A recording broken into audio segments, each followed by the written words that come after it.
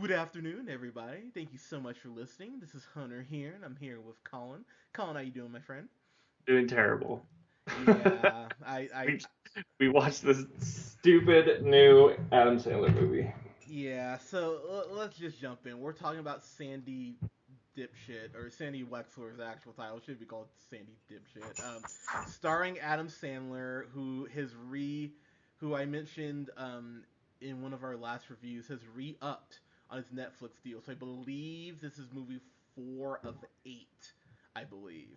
Oh, he's like guaranteed more. Yes, yes. Oh, he's doing 8 now. I Oh bel my I god. believe it's 8. Yeah, not. So what must have happened that they were like, we need to increase this guy? Like, do they feel like people are buying Netflix specifically to watch these stupid movies? Do they have like some Well, kind of data behind that would support that? It's crazy. Well, as sad as it is, I believe if memory serves, the Ridiculous Six was like the most watched like original Netflix movie that they've ever done or something like that. It set some sort of yeah, which I blame all of you for that, and so yeah, so Well, I um, mean, we watched it too. yeah, We're but watching it because it's so bad. But I feel like people do that anyway. Like people are watching it because it's so bad. He wins on all fronts. Like he gets the idiots that think they're good, and then he just gets like people that are watching it like ironically.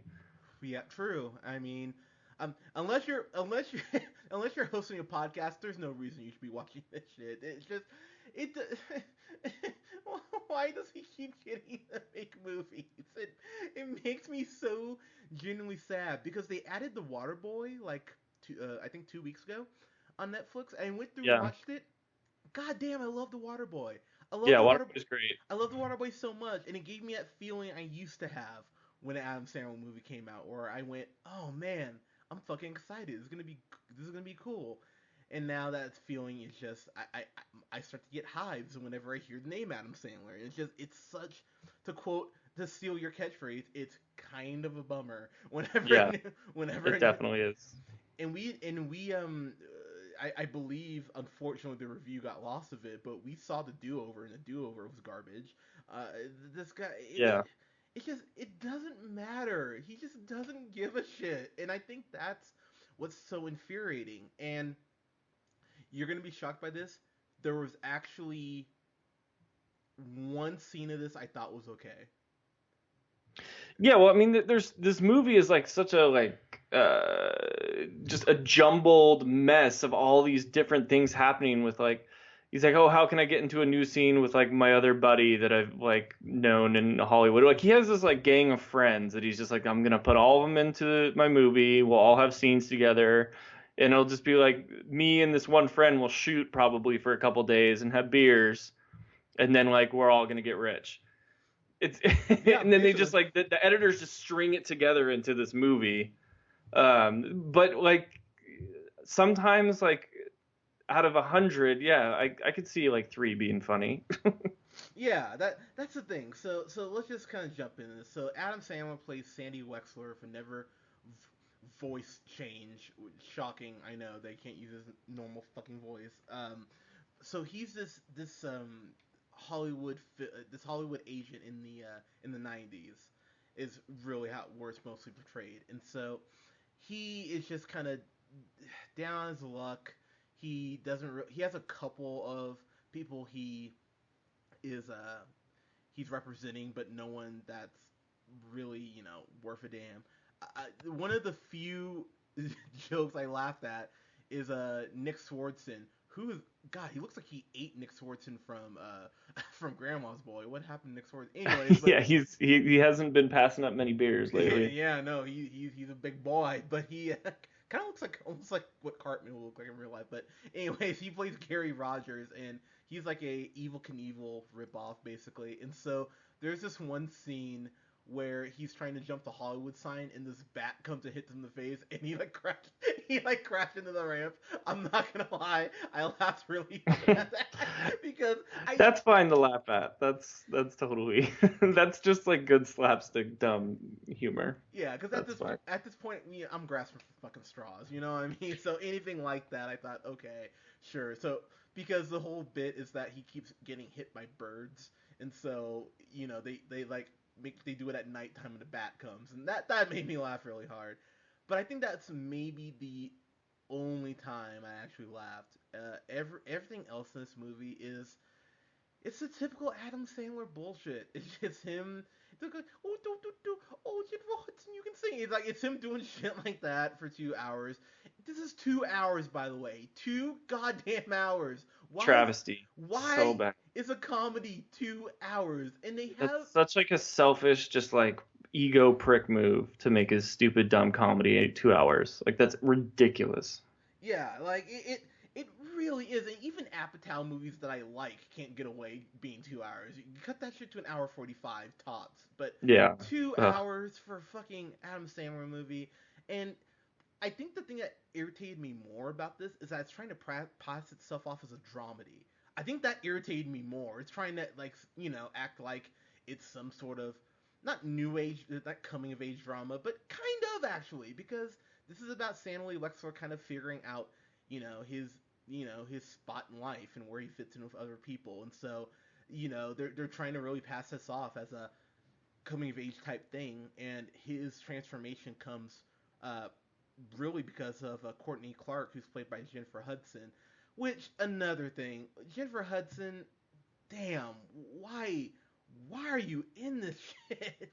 Because So, she got a fat paycheck, probably. oh, I'm sure she did. I'm sure that the paycheck was lovely for her, but god damn, girl, really? So, you're gonna be you may be surprised by this. I thought if there was anything I could somewhat latch on to, at least for the first half hour ish, it was Jennifer Hudson because despite the fact that this movie is not written well, it's written by Adam Sandler, so why would it be written well? She's trying, she's working her ass off, and you do get some points of her just singing, Yeah. so that helps to alleviate a lot of the poo that's in Yeah. this. The singing's fine, but like it was so unbelievable for her, like to have her thinking that Sandy Wexler is so cute and lovable. Like it was so hard for me to buy that. Like I'm like Jennifer Hudson would not be going for this guy's like type of charm. There's no way. And Couldn't buy it at all. and you right there just hit the nail on the head. That was the biggest. I mean, you have to suspend your disbelief for a lot of shit here. I mean, alone the fact that his clients wouldn't have left a long fucking time ago because oh my god, he's just the worst agent. Um, you also have to buy that Courtney would in any way be attracted to Sandy, and No, yeah. Ugh, I so bad. because look, I mean, look. Here's the thing.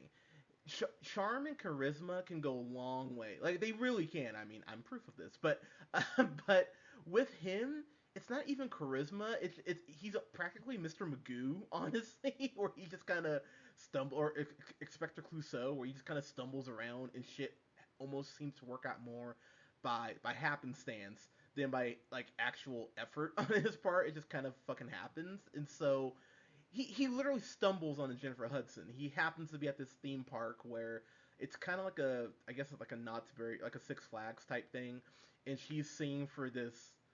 I can't even remember what it was. Like some like Barney kind of type ripoff thing. It was at Magic Mountain. It was like all the Looney Tunes like Yeah, there singing you go. along for the kids. Like the kids part of Magic Mountain. There you go. That's what I was Yeah. thinking. Yeah, and so it was like that, and I was just sitting there thinking, okay, first off, you would not be doing this. There's no way that someone would have heard, someone big wouldn't have heard your voice by now and been, oh wow, she can sing. The fact that Sandy is the first one to connect these dots is insane to even kind of consider right there. But and then, and then they have to go meet her dad to get permission for her to be for her to be represented by him, and he's in like an Alaskan prison, and it's just who fucking cares? That's all I kept thinking watching this movie is who the fuck cares about Adam Sandler anymore? And as much as love Netflix, I mean, come on, just Daredevil and Luke Cage alone in House of Cards, I love you guys, but the fact you gave Adam Sandler this deal angers me beyond words. Before I throw it back to you, Colin, there was one thing actually there were a couple things about this movie I liked, and none of them were Adam Sandler related. Shockingly, Winston, Lamorne Morris. He plays this guy. Agreed. He plays this guy named Bling, who's like trying to become her agent, and he's such a dick to Sandy. It was almost therapeutic for me. It felt like someone talking down to Adam Sandler about his career. I just went, you're, all right. I'm living vicariously through you the way you're just talking down to him. So that made me happy. And then there is a cameo by Terry Crews, who plays a pro wrestler named Bedtime Bobby Barnes. And anytime Terry Crews was on screen, I was genuinely happy because it was like, oh, Terry Crews, Brooklyn Nine-Nine, okay, great. Everything else about this movie, besides Jennifer Hudson, dude, I thought it folded within itself. I was over this for an hour in, but yeah, your thoughts? So Hunter likes all the black people and hates all the white people. Got it. Yeah, exactly. Yeah, exactly. Yep. It's pretty great. Colin Quinn was pretty cool. Colin Quinn was alright. No, but I agree with you. Yeah, I liked seeing Winston in there. I totally agree with that. He was really funny because he was like the person watching the movie being like who is this guy? Like this guy is ridiculous, in a terrible way. Yeah. I looked it up. Adam Sandler is 15 years older than Jennifer Hudson, so that makes the whole love story like super creepy. Just for the record. And Jennifer Hudson's like totally like goo goo gaga over him, and then she always feels bad for like hooking up with hot dudes when she shouldn't because he's just like a creepy dude. So they make the storyline where like she is like with Winston, and so he feels like he's obligated to cut ties with her because he can't like handle his creepy like old man emotions for her. You're and totally right. and I'm like, this storyline is terrible. Like, this is supposed to be, like you said, they're trying to pass it off as a dramedy. Like, this is the drama part you're trying to sell me right now, that, like, the old man Adam Sandler is, like, supposed to be getting this girl, and I should feel bad for him that she's, like, getting with someone probably much closer to her age. So the storyline was terrible, and then from like when that point goes, I'm like, oh, that's like the tipping point. There's probably only 20 minutes more in this movie, and we'll wrap it up. There was like another hour after that happened. I was like, Adam Sandler just doesn't care. He's like, I got to make sure I get all my friends in. I get Rob Schneider needs a dumb cameo at the end. Okay, sorry to interrupt real quick. So the way they brought that Rob Schneider cameo in, I sat there thinking about it. Man, who could be his land? And it was almost like finished my own thought. I thought, oh my god, it has to be Rob Schneider. What's the douchiest thing they could possibly do? Oh yeah. I was thinking in my head because like I know the Adam Sandler movies well now because we always review them. And I'm like going through the list, and I'm like, no, I already saw that guy from Waterboy. We saw Nick Swartzen. We saw this guy, and I was just like, who could it be? And I was like, oh shit! And then fucking like just like you said, it's just Rob Schneider turns around. And I'm like, oh my god, of course. Yeah, like who else would it be?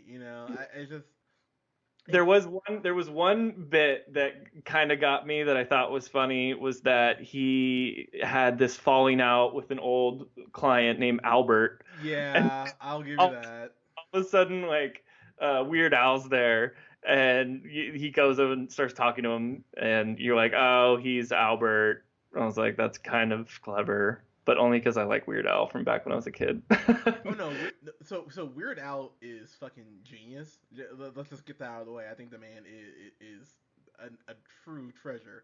I think what bugged me about Weird Al being in it, and it's not even Weird Al's fault, but when he lays out to Sandy, like, goes, hey, you don't always need to tell people, what they want to hear. Like, being a real friend is being, straight with somebody. And then Sandy treating it like a big revelation, like no one has ever fucking told him that. And that's when I went, oh, okay, you've sealed your grade just off that being the fucking lesson. And so jumping into this, Adam, Sandy, whatever, and Courtney, they get married, which, this is bizarro world where anything can fucking happen. And I think what bugged me more is that the dad was totally there. Like it could have been a very interesting piece of drama if they had backed up some of the movie and cut out so much of the unnecessary bullshit where Sandy's trying to marry her and the dad is just not down for it. That would have at least been like somewhat interesting to kind of play off that conflict. But no, the dad's there. Oh yeah, you're like probably 20 years older than my daughter in the film. Oh fuck it, whatever. Like that's not creepy at all. You might be my age, but whatever. Fine, yeah, marry my daughter. It just give me a fucking break. Throwing it back to you. What else you got? Yeah, I hate the ending. The ending's terrible. She leaves, like they go up to like the stereotypical like end of a movie place in LA, like the big observation tower thing. Yep. Basically kidnaps her and like takes her Yeah, up. yeah. So are you sure you don't want to marry me? Like I kidnapped you and took you up to the top of LA. Like, as in, like, you don't say no, I have a knife. Like, you feel like had that vibe. And I was like, okay, I'm rooting for this guy. And then she's like, oh, yes, why didn't you ask earlier? And I was like, are you kidding me? Like, oh my God, this movie is such a piece of shit. I fucking hate this movie. Yeah, it Yeah. just, yeah. So getting to the end of this, okay, I will give this movie one other thing besides Lamorne Morris and Terry Crews and Jennifer Hudson. Um, Jane Seymour, a Dr. Quinn medicine woman, is in this movie who still looks fucking good. Oh my god! But she plays this girl named Cindy who is trying to seduce Sandy, which is even more. How sad is it that Jane Seymour, who I believe is in her 60s, looks better than Adam Sandler and he's in his Totally. 40s? Like I remember seeing her in Wedding Crashers, and the first Yeah. thought I had was I would still fuck the shit out of you. Oh my god! And same thought I had after watching this. I went, yep, still totally would. Yep, wear the Dr. Quinn dress, totally down. Yeah. But, Kitty but cat. yeah, exactly, yeah, exactly. But there's this scene where she's trying to seduce Sandy, and the husband's on life support, and I'm gonna tell you, it's so uncomfortable. I actually laughed at it. Like he kind of reaches up from basically his deathbed and like points at him like traitor, and I did actually laugh at that scene. I will give the Yeah. movie that because it does come from nowhere. You just wouldn't think that they would do that. So I will give the movie props for that. I laughed hard at that. So between that and Winston from my from New Girl, their scenes, I probably got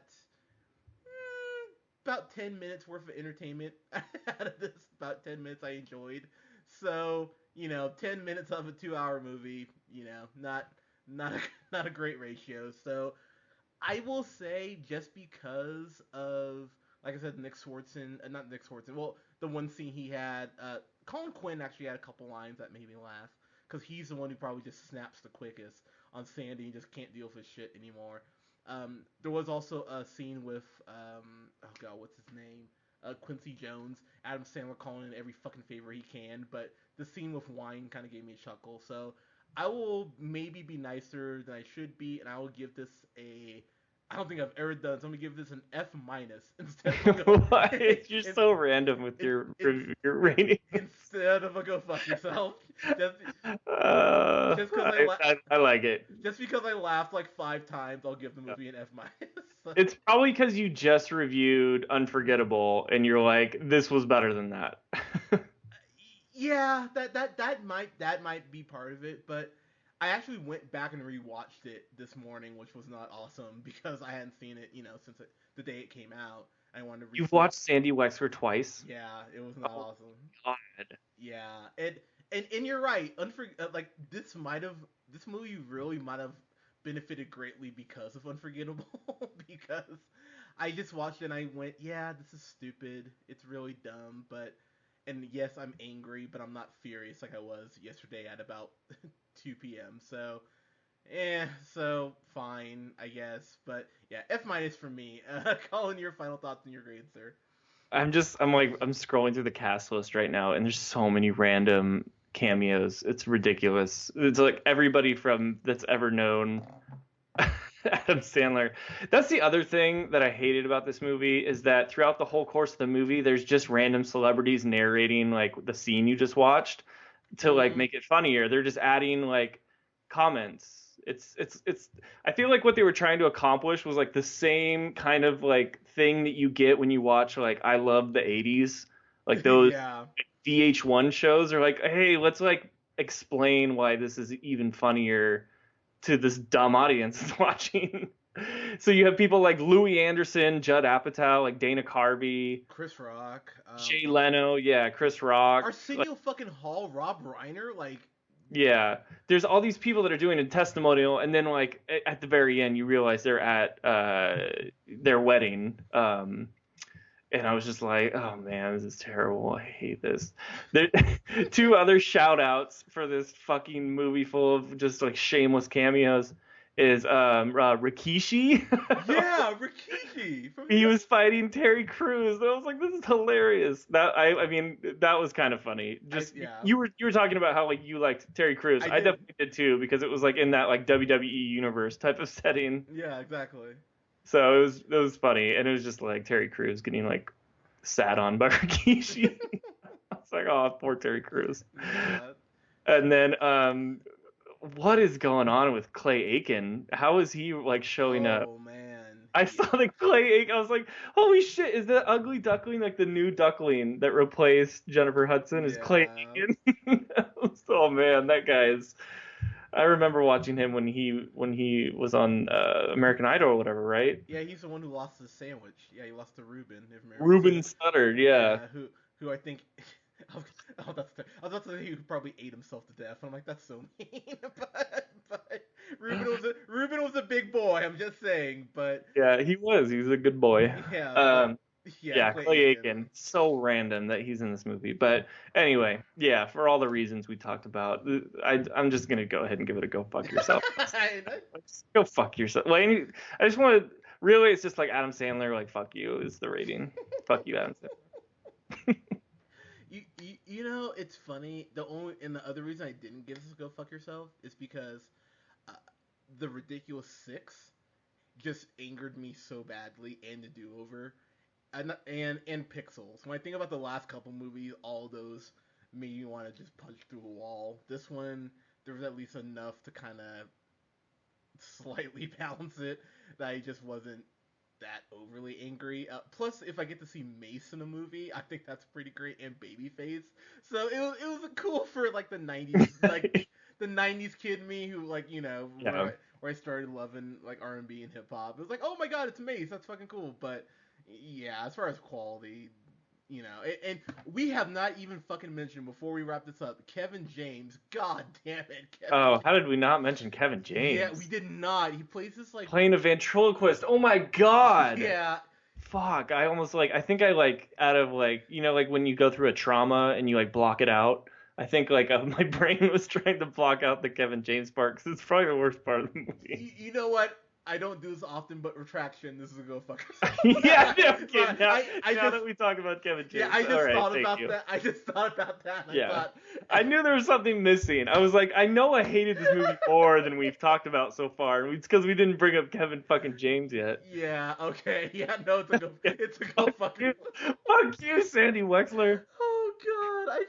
I forget. No, I think that's exactly what happened. I think my brain was trying to protect myself. Like, hey, don't remember Kevin James.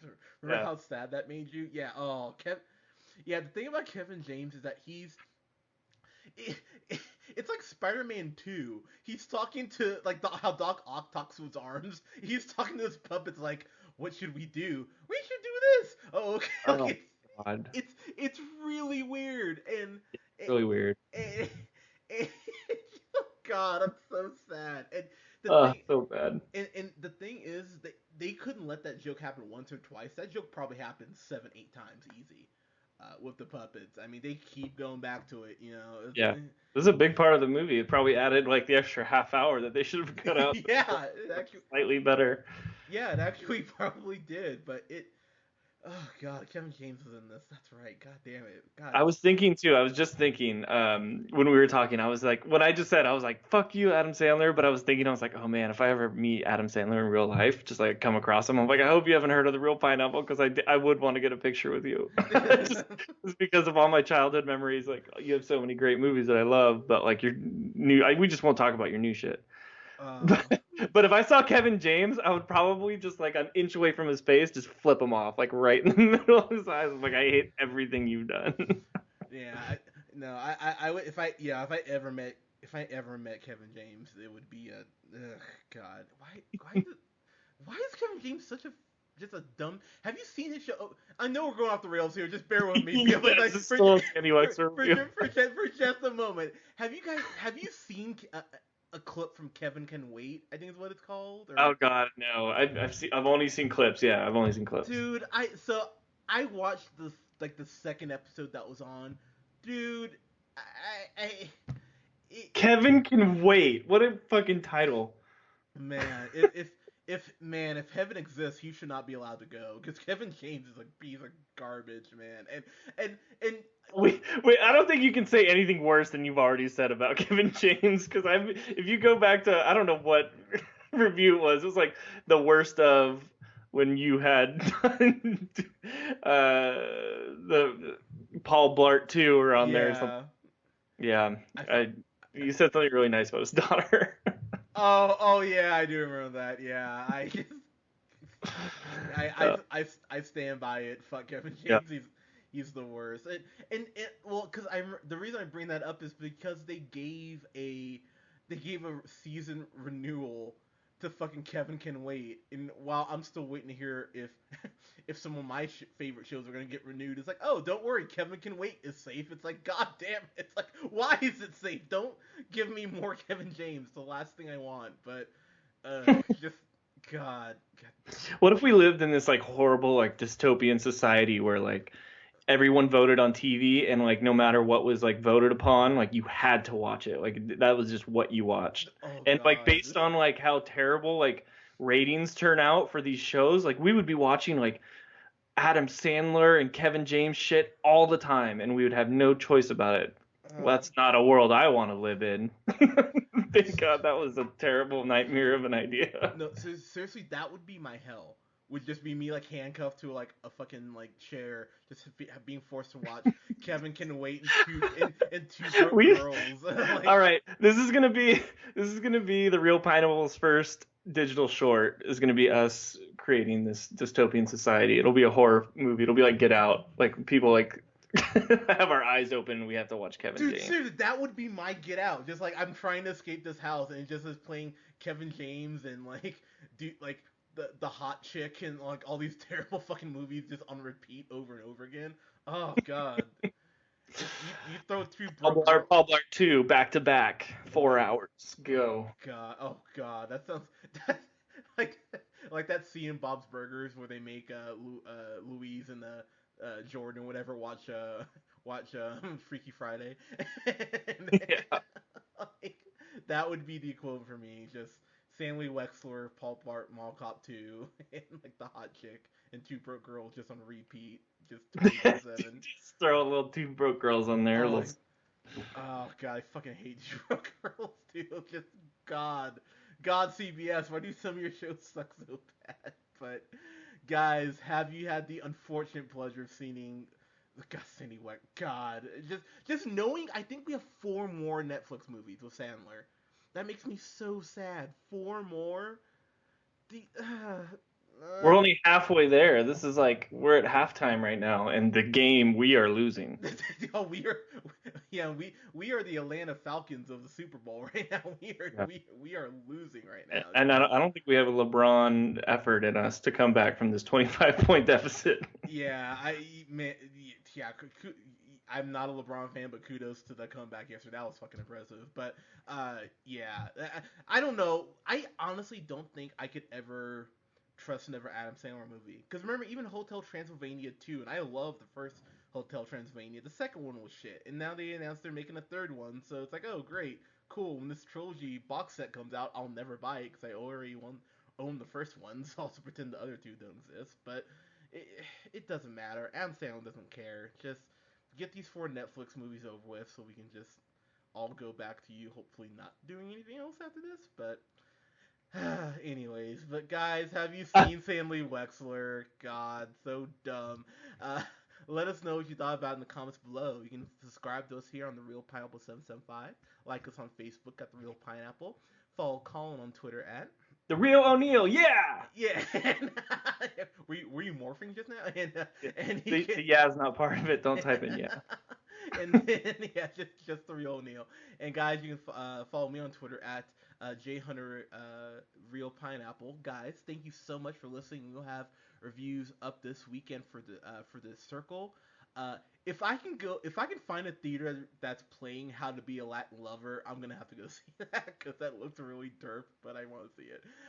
But we will have review up for the Circle, and then also uh, what is Fox doing with X-Men? I will have my thoughts up on how they can fix X-Men because they're gonna fuck it up again after doing Dark Phoenix again, but not like Apocalypse didn't do that. But anyways, guys, thank you so much. We'll talk to you soon.